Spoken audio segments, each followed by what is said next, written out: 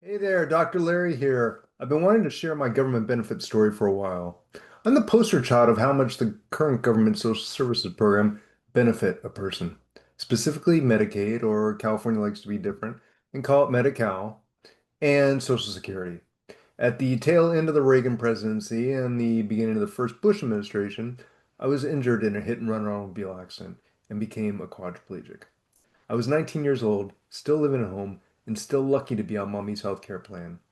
I was 2 years through my bachelor's program, and while they initially gave me very little hope of ever being able to complete school, have a job, have a life, let alone be capable cognitively, when I got out of the hospital, I immediately returned back to school. The California Department of Vocational Rehabilitation was there to help me start my journey back to school.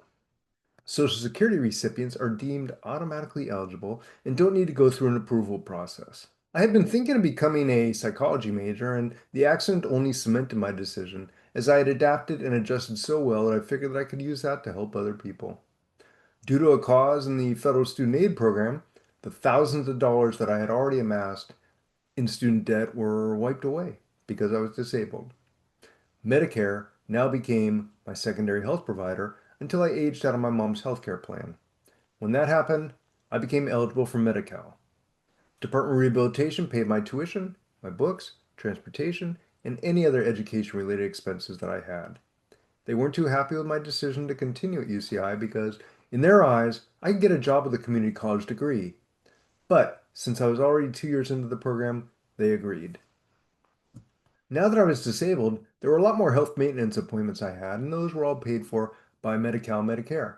My regular dental appointments were paid thanks to the government, and I never took money out of my wallet for a copay. When I got out of the hospital, I needed help now with my personal care, getting in and out of bed, for instance. My parents assumed the roles of my primary caregivers initially, but this took away from their life. There's a lot of care involved taking care of a quadriplegic. The government was there with assistance through a Medi-Cal program called In-Home Supportive Services. They give me money to pay my caregivers. I've received this money for the 36 years I've been injured, and it has paid for my personal care, which is not cheap.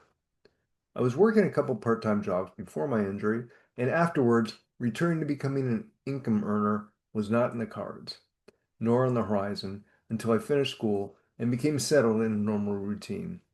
Spoiler alert, there is nothing normal about living with a disability.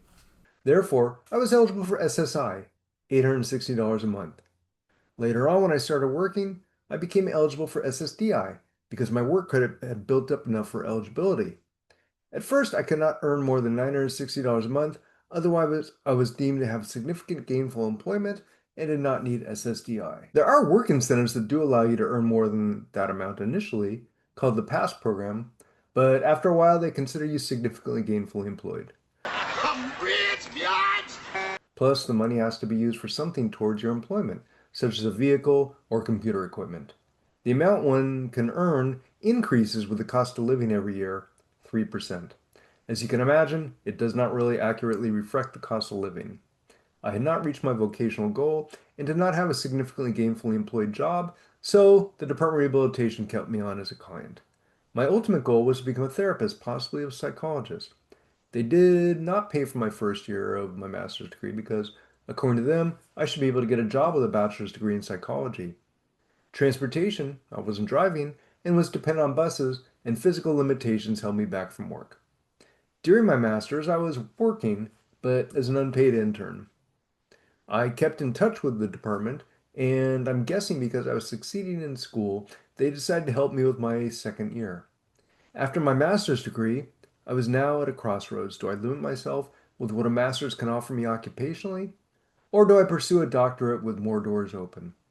I chose curtain number two. In 1997, I did get a van, but various roadblocks along the way, including health problems, mechanical problems, and caregiver issues, really kind of held me back from pursuing a job during this time. In 2007, there were some major equipment malfunctions with the van, and I got into an accident that grounded me for the next 2 years. The government was there with Medi-Cal, Medicare, SSDI, and continued caregiving payments. I did get a part-time job teaching in 2009 and was relying on the inconsistent buses to get to work. Later on, because I gave a compelling argument, Department of Rehabilitation was there to help with purchasing mobility equipment. a van. The teaching job ended. I went through various application processes at different sites until I found the perfect job at a library. Because I was not making enough to be significantly gainfully employed, the government continued my SSDI and continued paying for my caregivers. If I did make too much money, the government would consider me capable of paying my own caregivers, so basically, I'd be working to pay people to take care of me so I could go to work and pay them. Because I was totally and permanently disabled, and because I was poverty level for 3 years, I was eligible to apply for the disability discharge. At the end of the 3 years, I was able to have my student loans completely waived. I highly recommend any totally and permanently disabled people that do have student loans and are poverty level apply for this before it goes away. In 2022, California allowed people that are on Medi-Cal to have assets up to $130,000. This is a significant increase from the $2,000 that we had previously been allowed. It is by far not a perfect system. I am often being denied essential supplies and treatments, and my providers don't always get paid what they expect. Money is often taken away, but the system is there and it works enough. Thank goodness I have a job, and thank goodness I have support and resources. I know there are a lot of people out there that are completely dependent on Medicaid. Should they lose their Medicaid or have it significantly decreased, I have no idea how they would survive. These and so many of the other benefits have helped me not only live, but thrive. Politicians who themselves receive government assistance in one form or another feel that government assistance is too much for many people, and they are putting their lives and well being at risk. Benefits are not the thing that need to be cut out of government.